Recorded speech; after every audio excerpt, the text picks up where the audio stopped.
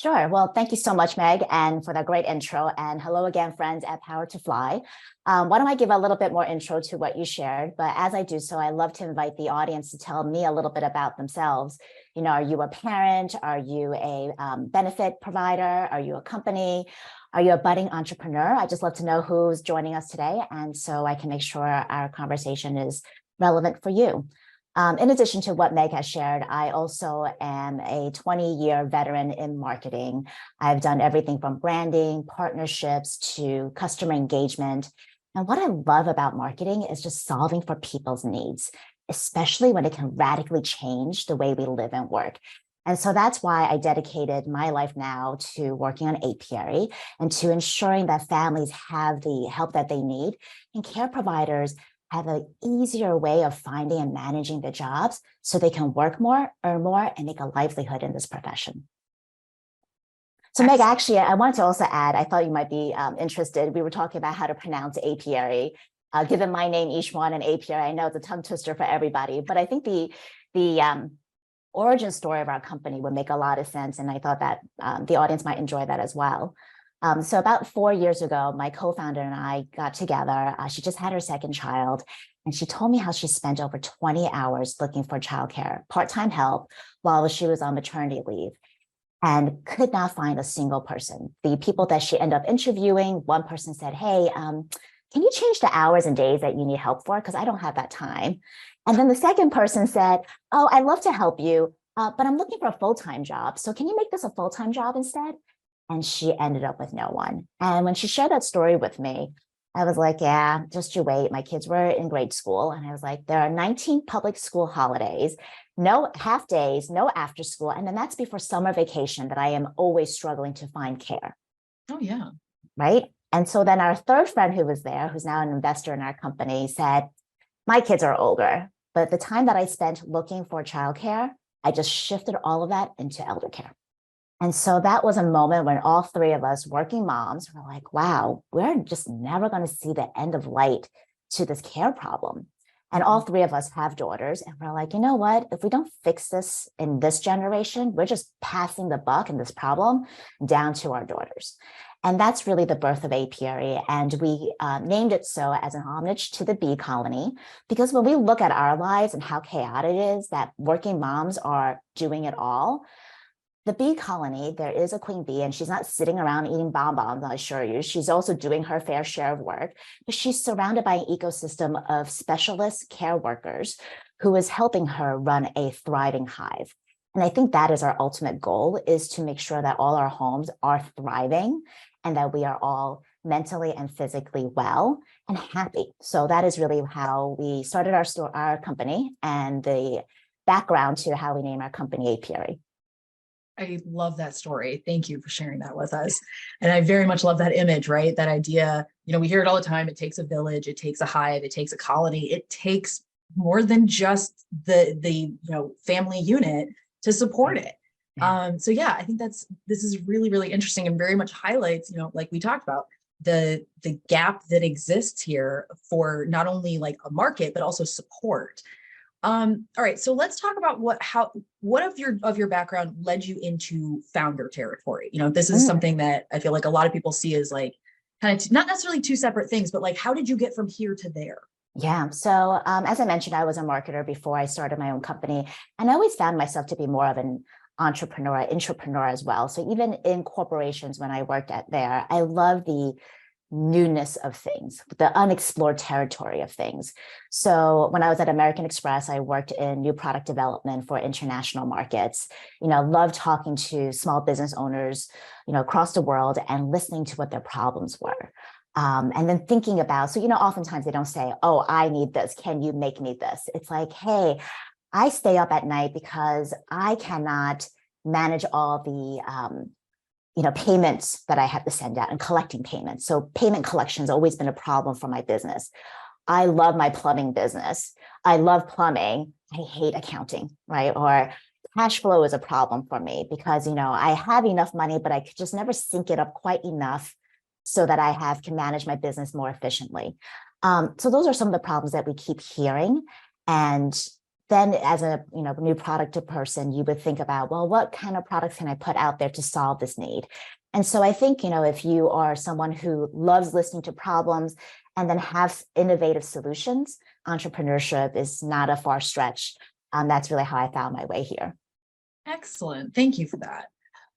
Okay, so we all know, obviously, during the pandemic, there were a lot of childcare options that straight up disappeared for so many people. And then you were a lot of people were having to juggle how to handle this childcare that they formerly had not had to handle and be working remotely at the same time. So when it comes to, the lessons and the insights that we gleaned here, what really sticks out in your mind? What do you think was the important lessons that we learned in that, first 3, 6, 18 months? What does that look like for us? Or what do you think was important? So I love to kind of talk about the pandemic and childcare in sort of 3 phases. One is pre-pandemic. So pre-pandemic, every working parent thought that their childcare solutions could be solved if only they worked part-time, if they only worked remotely. Then they can have it all and juggle it all. They can take their kids to school, they can pick them up, they can do all these things, right, in this great world. And then the pandemic hit and they got exactly what they wanted. They got a lot of time with their kids, okay? And they got to work from home. And then the reality of that, hit. So I think what we realized during the height of pandemic was that you really can't have it all. You can't say you want a full-time job and do full-time childcare. In fact, there's no such thing really as part-time job and childcare. What I've learned personally is when I went part-time to do part-time childcare, I just did full-time work, full-time childcare at half the price that I was earning, right? So I think those are some of the lessons that became reality for a lot of folks. So I think there was a dream before pandemic, the reality of pandemic. And I think now that we exit pandemic, it's a lot about readjusting. There's a lot of new normal. And I think some wonderful things have happened during the pandemic that help us better position, the situation we are in with childcare. So one, Biden's had an executive order of making childcare and elder care more affordable. So I think the nation woke up to the fact that childcare is really expensive. Right. And Meg, I know you don't have kids yet, so I'm going to give you a big secret. Kids are non-refundable.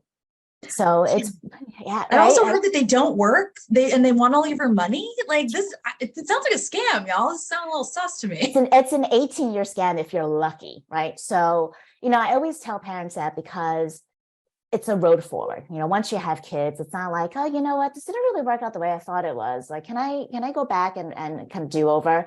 You just have to find a way forward. So I think this way forward is great with the pandemic. I always try to look for the silver lining in situations like this. Like it really woke the nation up and a lot of companies as well to the problem of childcare and elder care. And so I think, once the acknowledgement that childcare is difficult, Biden's executive order, I think there's a lot of organizations now, even New York City, the EDC is starting to think about childcare innovation labs and thinking about how to make childcare more affordable. Companies are also thinking about how to restructure benefits so that it works for families. So I think those are great conversations that we've had because of the pandemic, and it really made my job easier. Now I don't have to explain, the childcare crisis.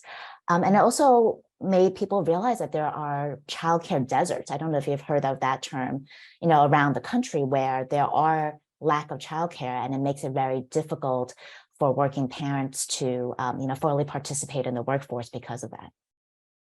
I couldn't agree more. I mean, I have not yet heard of childcare deserts. I've heard of like food deserts before, and that is, honestly very similar in a lot of ways. That's right. But I think a lot of us, let's put it this way. The pandemic highlighted a lot of problems within various systems, right? Like our education system, our childcare system, our healthcare system. And a lot of what we were seeing was, when I say we, a lot of what the upper middle class white households around the world, or around America at least, were seeing were problems that they had never had to face before, but were very common for other demographics. And so I do think that in that aspect, it was not necessarily a leveling, but like you said, people's eyes were open because these are things that had not been in their orbit before. They maybe had difficulties, but they didn't understand how many more barriers or hurdles there might be for other people who also needed childcare, also needed healthcare, Right. also needed education. That's right. And I think during the pandemic, what a lot of parents faced was that they were doing not just parenting jobs, but they were, their school lunch Teaching. maid, right? Like they were the PE teacher. And, going back to what we were talking about, why we started Apiary, like think about the bee colony, right? Everybody was a specialist and there's Yeah. a participation of everyone to make sure that the hive is running. But yet this poor parent, dad or mom and mom, are juggling so many tasks at home. And I think that was another one that brought to light. And we really saw childcare providers and elder care providers as essential workers. I think that was something else that people didn't equate to until the pandemic hit. So I think, again, a wonderful thing to really spotlight and show why we really need to support care providers in order to support the American workforce. Yeah. Oh, completely. Okay. So I think we've mostly covered what we wanted to with the flaws in the childcare system. Is there anything else you want to add to that before we keep moving through our questions? No, let's keep going. All right. So we've talked a little bit about Apiary and y'all's mission. What do you think is the most important thing for people to know about the company? What do you want to make sure they take with them today about who the company is, your mission, why you started it? Yeah. So, I think the last time when I was on, we were very focused on the parent and family side. And that is still something that's very, pure focus for us. But since then, we've also moved into phase 2 of our business evolution, which is building the future of work for care providers. For us, the pandemic also showed all the flaws that the care providing system had for care providers, how hard it is to make a wage, finding the right job, making sure that their safety was also taken into consideration during the pandemic. So, Apiary, when you come onto our site, it's still the same. We're still matching families to great providers. We're building out more tools to ensure that providers today are able to find more jobs, being better matched to families, and really rebuilding the ecosystem, the care ecosystem from the foundational level, which we see is the care providers. So better wages, better jobs, more on-the-job training for them so that they can really make a livelihood in this profession. Because like I said, without care providers, there is going to be no economy for the country of working parents. So sorry, I was checking our live stream as well. I want to say thank you to the people that are starting to comment. Most of the people in the room are parents or parents with full-time parents or people who work from home with full-time jobs. So thank y'all for replying there.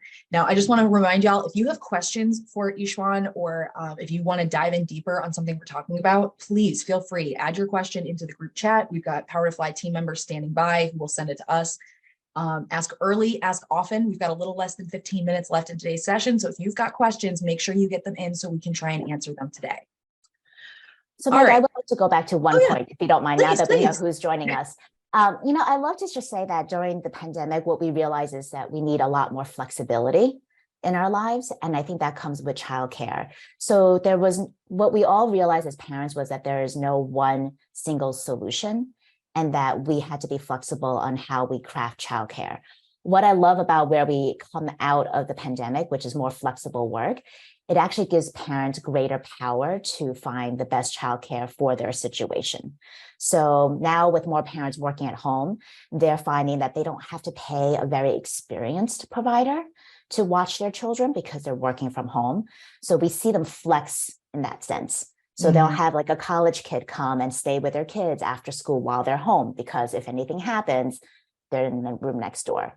But on the days that they need to go into the office and need to be focused, they're paying for a more experienced provider to make sure that nothing is happening at home and they can really just focus at work when they're at work. So I love the fact that we're moving into this dynamic, but it does make it harder to find the right team of providers. Yeah. And that's something that we're also building for in the future is on Apiary today, you can come and build your team of providers. So you always have a go-to for the situation. Do I need a cheaper provider for this situation? Do I need a more experienced one for this other situation? And again, thinking about that bee colony, right? You're going to have like a hive of workers that you can say, hey, okay, today I need you to be on point. Tomorrow I need you to be on point. And that gives you that flexibility that you're no longer dependent on a single person or a single childcare facility in Mhm. case that you don't have, childcare just doesn't work out for you in that particular instance. Oh yeah. Well, and I think this is a really good point to make because, when we think of, okay, well, like I've had a baby, I need childcare. Depending on obviously a lot of factors, most of the people I know would probably think along the lines of a daycare, right? So they need like a brick and mortar or someone's, a certified whatever, somebody's house they can take their kid to. And I like that what we're seeing is a rethinking of what do you actually need. Yeah. We've seen because of the power to fly, kind of ecosphere, we've seen things about like, trying to get people to reword job descriptions because like, are you asking for stuff you actually need or are you asking for something you think you should have or you Yeah. think that they should have, somebody should have to fill this role. It reminds me of when I first got my babysitting license a million years ago from the Red Cross and I was only like 12. And so I would babysit, be like by babysitting the kids in the house while the mom wanted to get something else done. They want to garden, they've got chores around the house they want to do. It's basically my job to like keep the kids out of the way, be That's that right. older kid. But yeah, I think that's I'm loving this way to look at it because not only is it going to be more sustainable, it also helps fuel the gig economy. Really we're all doing side hustles and have multiple Yeah. income streams at this point. So it definitely seems like it would help that. And it's expensive. Childcare is expensive. So it's always the question of how do you make childcare affordable for families, but not at the expense of providers, Oh, and that's a tricky right? part too, right? Because you have to Right. value the service. So, for us, it's, thinking about, okay, for parents, because I don't need to find full-time help. I only really need 20 hours of work.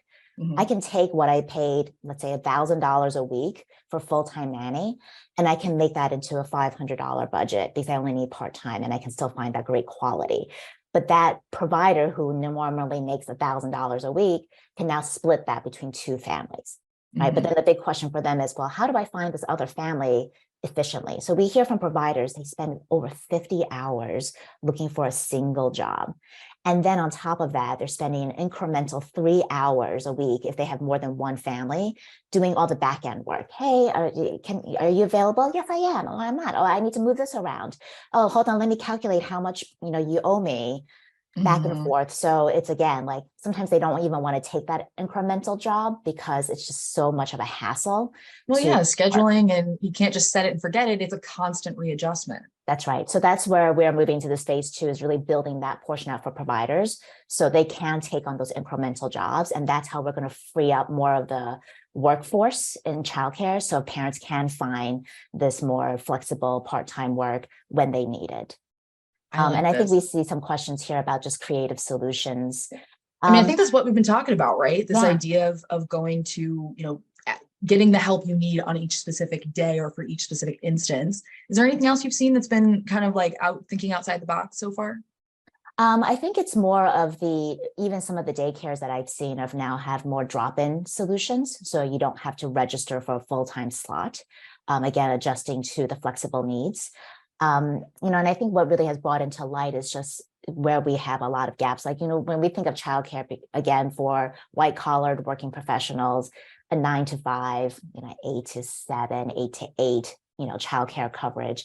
But there are Mhm. actually a lot of workers in America's economy that work overnight, nurses in hospitals. I mean, when you're going to the airport and you're taking that, red eye, somebody's working there and they're probably a parent with a very young child. And what are Yeah. they doing for childcare? So I think we're starting to see a lot more innovation, new things that emerge to cover those segments. And I think that has been the biggest gaps. Yeah, I think that's excellent. I mean, it's coming, granted, the pandemic shifted things in a way that, trying to do things en masse, and maximize the group, like, if you have one caregiver in every home versus one caregiver who can help monitor, however, I don't know what the statistics or the balances look like when it comes to daycare, but Yeah. it does sound like there is more of a flexible option. There is more thought being put into it. But it very much reminds me of like late 70s, early 80s, when companies were starting to think in terms of like, well, maybe a daycare at work would be a good thing. I've absolutely seen friends of mine work in hospitals that have in-house care Yeah. because it helps with things like absenteeism. It helps with, the lost revenue that you get, because if there's not childcare available, what are you supposed to do? You can't just leave your kid at home. It's not a dog. Like, That's that's right. not how that works. So when it comes to this loss, like, Hunter touched on it earlier, it's $3 billion a year that are in lost revenues for businesses, keep in mind. So if this is something that's going to motivate businesses, hopefully, what do you think they should be doing to better provide childcare solutions to their employees? Yeah. So I like to actually give you a new number to use instead of a 3 billion. How about we talk about, from what Boston Consulting Group has shared, there is lost GDP of 300 billion by not having women participate in the workforce due to care. Right? That is how much the country is losing because not enough women are participating. So I think if we want to attract more women in the workforce and retaining women in the workforce, and let me also just say, it's not even just women, it's men. We need fathers in the workforce too, right? So let's just call it parents. To retain and attract parents in the workforce, I think companies need to be more flexible. We've spoken to a lot of companies who are interested in providing childcare benefits to their employees. And once they see the numbers, I think their eyeballs about to fall out. They're like, wait, how much is this? And then I run a company, right? So you have to sit there and say, wow, okay, I can pay for some of their childcare, but what am I getting back, right? And sometimes it's really hard. It's a bottom line number, right? Well, it's a nebulous kind of thing, right? You have to try and figure out the intangibles of what you're getting back here. That's right. The intangibles, exactly, of what you're getting back, but the line item that's going to be on your books that says benefit to employees is pretty substantial. And it's a pretty, definite number. It's not intangible either. So I think there's a cost trade benefit there. But I think what companies can do that is not only focus on dollars is, again, really thinking about flexibility, thinking about how do you structure your workforce so that it gives them the most flexibility. And give parents are very intelligent. So let parents figure out what they need, but give them that flexibility and room to do so. And even just offsetting some of their care cost. And I think that it's really tricky these days because most companies are thinking about inclusion and equity and, equality. And I think that's the right way to go. So they're thinking about, well, if I have a parent and a non-parent, how do I make sure that both of these employees are getting the same level of benefits? Right. So I do feel for a lot of HR benefit managers today because they are thinking more inclusive, but at the same time, it's harder to make sure that they have the right programming for just parents. So I think flexibility is key. Maybe it's thinking about giving every employee some kind of stipend towards care, and it's leaving it up to the employee on how they define care. So for a single individual, they might be looking at elder care. For parents, they may be looking for childcare. It might be even just like, hey, I just want to have a cleaner come to my house because you know what, that's going to be great self-care if I don't have to think about, right? So that's one of those things. Like my parents have been married for, God, a very long time, but it's one of the things early on. My mom has always outsourced laundry, not laundry. I mean, like, starching shirts, that kind of thing. It's something she hates to do. She was a working mom full time, and it's just easier. Pay somebody to do it. It's done. I don't have to worry about it. And obviously that is a very resourced approach to this. But look at the things that you need. Maybe you need childcare, but maybe you actually need help around the house. Maybe you actually need somebody to handle your landscaping so you don't have to worry about it. That's right. I think rather than the capital C of care, maybe it's a lowercase care, right? Maybe it's mental health, right? Getting to use that stipend toward some kind of, podcast or some kind of therapy. And that's really up to the individual because, we know care is universal, but we also know that care is really bespoke to every individual. So I kind of want to make sure that, HR leaders are thinking about it in that sense, making it equitable for everybody, but at the same time, offsetting some of the costs that we see associated with care. Excellent. All right. In our last 3 minutes, I want to ask you, do you have any advice that you would give to other women or Asian American leaders listening who are looking to build their own business? What would you tell them? I will say for any person who is looking to start a business, and I speak to a lot of budding entrepreneurs, and my advice is always the same to every one of them. So I'll share it here with the group is just get started. Just take that first step. I think especially for women founders, we like to overthink so much. We like to build out the entire universe and plan everything out. And troubleshoot in advance. That's right. And okay, am I ready yet? Yes, you are ready. Take that first step, and that first step can be so little. It could be just like, hey, I registered a URL. I put out a website. And I say that because, as I shared our starting story, our third friend, who's the investor, was that person for me. My co-founder and I sat around, we noodled over so many things, and she's like, oh, just put it out there already. And we did. And, here we are. So I pass that wisdom along to other founders. Just take that first step. Excellent. All right. Now I've shared a link in the chat for theapiari.com.